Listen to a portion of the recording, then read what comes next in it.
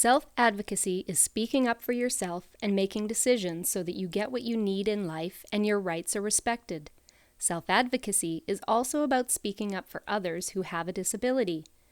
When self-advocates work together, they make change so that people with disabilities live meaningful lives. Self-advocacy is important because if you speak up for yourself, you can make decisions about your life. If you speak up for yourself, you can make sure your rights are being respected. If you speak up for others who have a disability, you can make a positive difference in their lives. There are many issues that are important to self-advocates. Self-advocates speak up and work hard to make sure people with disabilities have a good quality of life and a nice place to live. A job that you like, a good education, supportive family and friends, and a sense of belonging.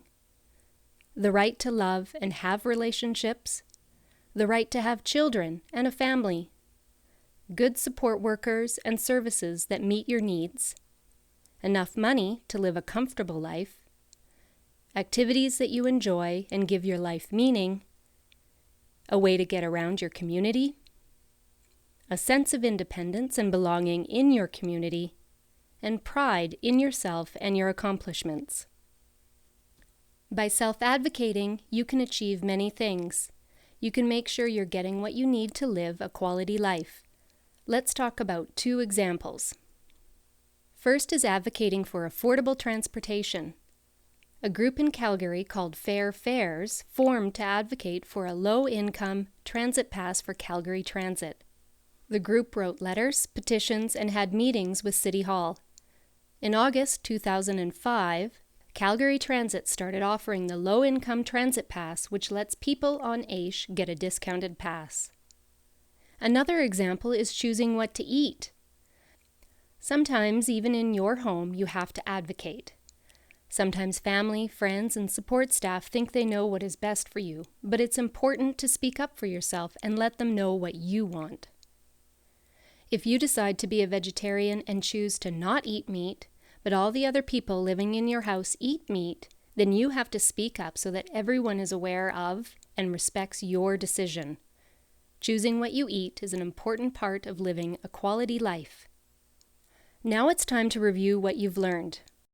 Let's do the Self-Advocacy 101 worksheet in your Self-Advocacy Passport.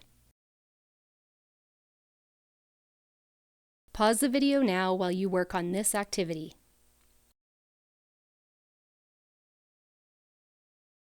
Let's watch a video called What is Self-Advocacy? The video shows self-advocates talking about what self-advocacy means to them. Helping others. It means to actually, for me, it's my entire life. It means to change people's outlooks and you know, just make sure people know who you are and don't let your disability slow you down. Explaining to people if there's a better way of living in the community. Getting what you need to get for yourself, being able to stand up for what is rightfully yours and what you deserve, not putting up with not just taking no for an answer, you know, like really, you know, like you're having to figure out how things work, how to get things for yourself. There's a lot of like when you're in the system, there's a lot of, you know, barriers that you have to get through. How to speak up for myself and my rights. And I wasn't speaking up for me. I was speaking out for others because I felt they needed more help than I did.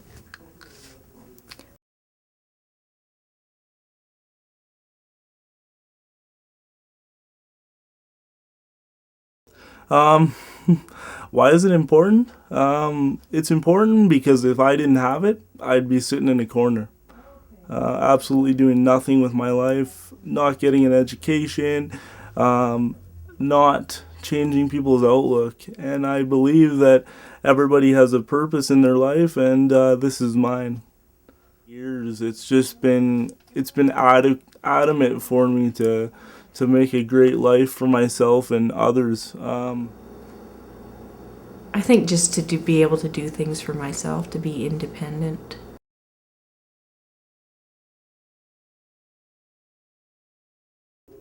Simply because I want to achieve a life like everybody else. It's possible. Anything is possible if you reach for it. What makes me have pride is the fact that I'm entitled to a life, and I know that. And I'm going to do whatever it takes to get what I want. Being not afraid to say that you have a disability, being accepted for who you are, whether you have a job or you don't, or if you make lots of money or if you don't, like just to be accepted for what you are, and to be proud of that, whether it's what you do is small or large, it doesn't matter. You know, you're proud of that.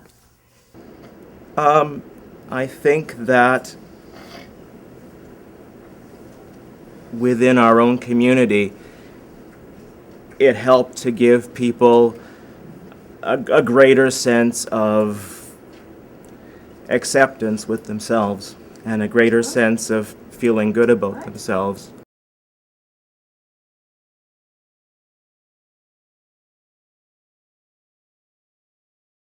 If I could change the world, it would be just, to a point where somebody comes into a service provider and they write on a piece of paper what they need, and without any resistance they get it.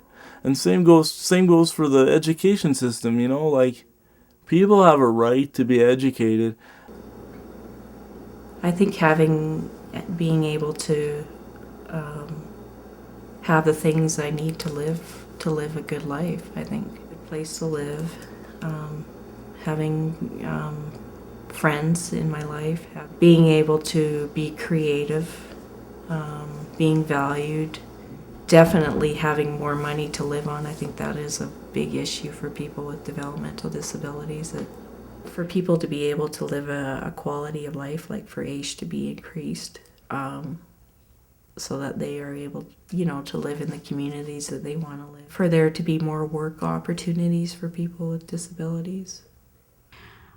I'd like to see more people with disabilities being able to access work, access things that they need to have. I could do so much more, but I can't get there because I don't drive. It's harder for me to get to places, and the access is so hard right now. For myself, I had a furnace that broke down in my place. I own my home. My furnace broke down. I needed $3,400. I did not have $3,400. When you're on ACE, you get enough to live on, and that's it. So I had to figure out some way to get $3,400. I know what bullying is all about. I've been bullied, like I said, I've been bullied so many times in school, and I still have a problem with it. To this day, I'm still having it. I find it hard to take. It's very close to my heart. That bullying stuff, very close. And also we talk about government, what they're doing, why doing right, what they're doing wrong. Advocating to get my own house. I live in a basement suite in Edmonton with no staff and no support that is 24-hour live-in. So I'm really proud of that because I've wanted to live on my own my whole life. Now let's talk about the video. In your self-advocacy passport are some questions about the video. Share your answers with your partner or group. Pause the video now while you work on this activity.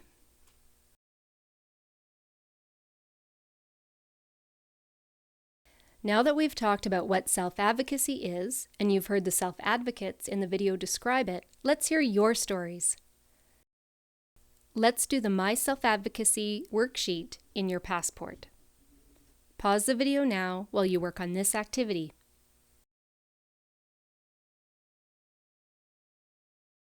Congratulations! You've finished Unit 2 of My History, Our Future. Next up is what does self-advocacy look like and who can support self-advocacy?